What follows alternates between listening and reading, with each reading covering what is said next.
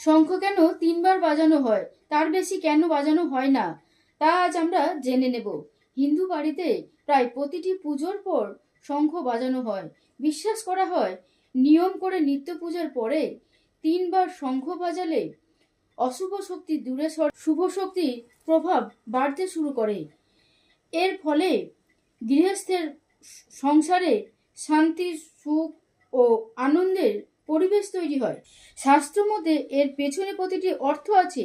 তিনবার শঙ্খ বাজানো মানে ব্রহ্মা, বিষ্ণু ও মহেশ্বর এই তিন দেবতার প্রধান দেবতার সঙ্গে অন্য দেব দেবীদের আহ্বান জানানো হয়।